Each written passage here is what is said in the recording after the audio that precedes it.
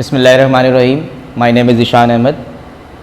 हमारा channel conceptual physics में अपनी वीडियो का पार्ट 5 के बी की तरफ मूव करेंगे और इसमें हम जो कॉन्सेप्ट एलोबरेट कर रहे थे कि दो वेक्टर्स का क्रॉस का साइंस जो होता है, यानी अगर आप फिगर ए देखें एंड फिगर बी देखें, जो आपने पिछली वीडियो में पहले देखनी है और उसकी ऑब्जर्वेशन के बाद ही आप इस डेरिवेशन को एक्सपोज करेंगे एग्जामिनेशन पर्पस के लिए। अच्छा, अगर आप थोड़ा सा फिगर पे दोबारा अगेन में अगर मैं आपको हाईलाइट करूं तो फिगर ए में हमारे पास क्या था, ए क्रॉस बी सी के बराबर था और इसमें ए क्रॉस बी पे अगर आप राइट हैंड रूल यूज़ करो तो ए टू बी आपने एंगल मेजर किया फ्रॉम ए टू बी और कर्लिंग ऑफ फिंगर अगर आप ए से बी दिखाते हैं तो सी वेक्टर ऊपर दिखा रहे थे। तो यहाँ ए क्रॉस बी के सेंस में वेक्टर सी आपको प्लेन के ऊपर परपेंडिकुलर मिल रहा है, तो उसको कहते हैं the third vector which is C perpendicular to the plane of A and B, यानी दो वेक्टर प्लेन पर थे और थर्ड वेक्टर हमारे पास जो है वो प्लेन पर परपेंडिकुलर आ रहा था। ठीक है, इस तरह हमारे पास फिगर बी जो थी, हमने कहा था वही वेक्टर्स हमारे पास अगर आपने B से A एंगल मेजर किया है तो if you measure the angle from B to A तो आपका थंब नीचे आ रहा है, मतलब वेक्टर C जो है, ठीक है, वो प्लेन के ऊपर अभी भी परपेंडिकुलर है, but turn your finger like that कि ए से बी से ए एंगल मेजर करने पे सी नीचे जा रहा है, तो with respect to figure A the C is negative of a vector. तो अगर वेक्टर सी नेगेटिव है तो यहाँ माइनस एन दिखाएंगे। तो ये असल वेक्टर हमारे पास जो वेक्टर सी है माइनस सी है और ये उसका यूनिट नॉर्मल वेक्टर है। ठीक है, अब जब इतनी बातें आप जब अपने जहन में रखते हैं तो हम प्रूफ की तरफ आते हैं। बड़ा आसान सा प्रूफ है इसका, छोटा सा और मैथमेटिकल प्रूफ है। देखें, from figure A cross B A B sine theta N, ऐसा मैंने ऊपर भी लिखा था कुछ कि जब हम क्रॉस प्रोडक्ट को मैथमेटिकल डिफाइन करते हैं तो हम ये कहते हैं कि A vector cross B vector, vector A की मैग्नीट्यूड वेक्टर बी की मैग्नीट्यूड, देन साइन थीटा और यूनिट नॉर्मल वेक्टर जो कि ऊपर की तरफ फिगर ए में नज़र आ रहा था। ठीक है, इसके बाद आप देखें कि हमारे पास फिगर बी में क्या लिखा हमने, बी क्रॉस ए जो नजर आ रहा है बी क्रॉस ए, जिसका रिजल्ट क्या था माइनस सी। ठीक है, तो B cross A vector B की मैग्नीट्यूड वेक्टर ए की मैग्नीट्यूड देन साइन थीटा। फिर हमने लिखा कि वेक्टर सी की डायरेक्शन बताने के लिए हमारे पास जो रिजल्ट आ रहा था वो माइनस सी है, तो इसका यूनिट नॉर्मल भी क्या आएगा, माइनस एन आएगा। That is equation number 2।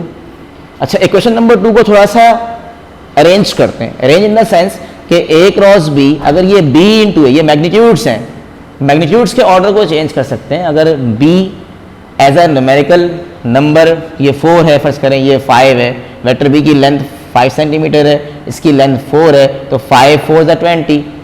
अब अगर आप 5 को बाद में लिखें और 4 को पहले लिखें तो 5 4 = 20, 4 5 = 20, मतलब मैग्नीट्यूड्स को आप एक्सचेंज कर सकते हैं। तो मैंने इसी एक्सप्रेशन को थोड़ा सा अरेंज करके लिखा, b vector cross a vector, b a को लिख दिया a b और ये प्लस माइनस मैंने बाहर निकाल दिया, बाकी यूनिट नॉर्मल वैसे ही आ गया, मतलब ये वाला माइनस जो है ये इस एक्सप्रेशन के यहाँ लगा दिया।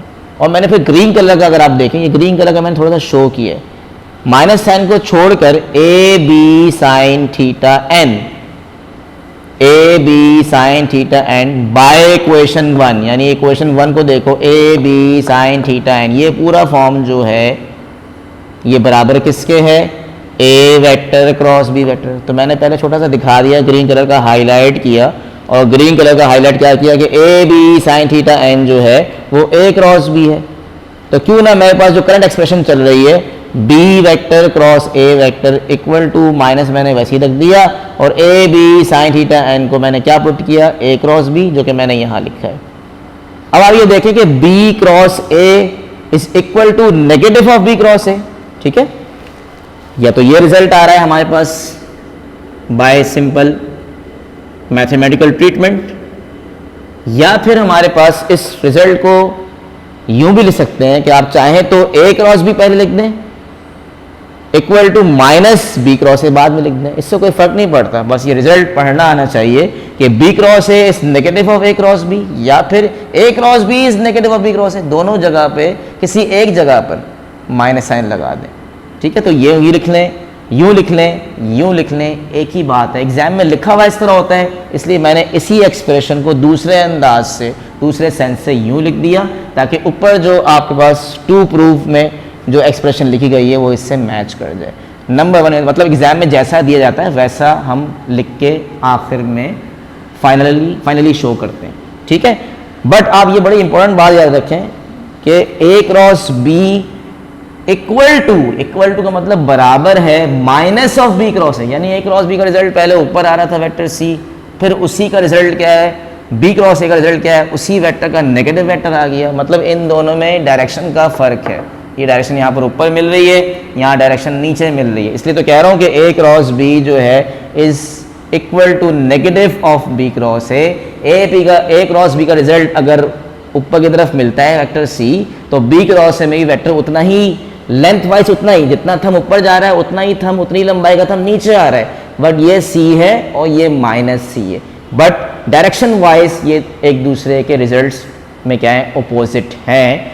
वेक्टर की डायरेक्शन वाइज अगर ये एक दूसरे के अपोजिट हैं बट इनकी मैग्नीट्यूड सेम है। वेक्टर सी की जितनी लंबाई ऊपर नजर आ रही है उतनी ही लंबाई नीचे, magnitudes are same, however they have a change in direction, ठीक है। तो A क्रॉस B का रिजल्ट जो है वो B क्रॉस A के हमेशा बराबर आता है, ठीक है, by magnitude, but by direction क्या है, फर्क है। इसलिए मैं कह सकता हूं कि A cross B is not equal to B cross A। दो वेक्टर्स इक्विवेलेंट सिर्फ उस वक्त होते हैं जब उनकी डायरेक्शन और मैग्नीट्यूड दोनों बातें सेम हो। यहाँ पर डायरेक्शन में फर्क है, मैग्नीट्यूड सिर्फ सेम है, तो सिर्फ मैग्नीट्यूड सेम होने पे इसको बराबर नहीं मानेंगे। इसलिए ये बात याद रखें कि A cross B is negative of B cross A, ठीक है, but A cross B is not equal to B cross A। That is called कि कम्यूटेटिव लॉ जो है वो सेटिस्फाई नहीं होता। और अगर हम इस तरह से लिखते हैं तो we have proved anti commutative law in this way, ठीक है। तो यहाँ तक इसको अच्छे तरीके से कर लें। इस साल के लिए बोर्ड एग्जाम के लिए ये क्वेश्चन इंपॉर्टेंट भी है और अक्सर ये क्वेश्चन रिपीटेडली आता रहता है, ठीक है। तो इसको आप लोग अच्छे तरीके से कोशिश करें कि अच्छे तरीके से इसको पॉज करके डायग्राम की प्रैक्टिस कर लें, जो कि मैंने अपनी वीडियो के पार्ट 5 के A में एक्सपोज किया, उसको समझाया, और इसमें आपने फिर इसकी मैथमेटिकल एक्सप्रेशन आप शो करेंगे और ये दोनों फिगर्स आप बनाने के बाद ही यहाँ पर इसका जो मैथमेटिकल ट्रीटमेंट है as anti commutative law proof करेंगे, ठीक है। उम्मीद करता हूँ यहाँ तक आपको अंडरस्टैंड हुआ होगा, और वीडियो को कंप्लीट देखने के बाद इसको सब्सक्राइब करें और दूसरे जो आपके फ्रेंड्स हैं उनको भी ये वीडियो को सजेस्ट करें कि अपनी अंडरस्टैंडिंग डेवलप करें और एग्ज़ाम में अच्छे मार्क्स लेकर कामयाब हो। मेरी दुआएं आप लोगों के साथ हैं। Thank you very much and अल्लाह हाफिज़।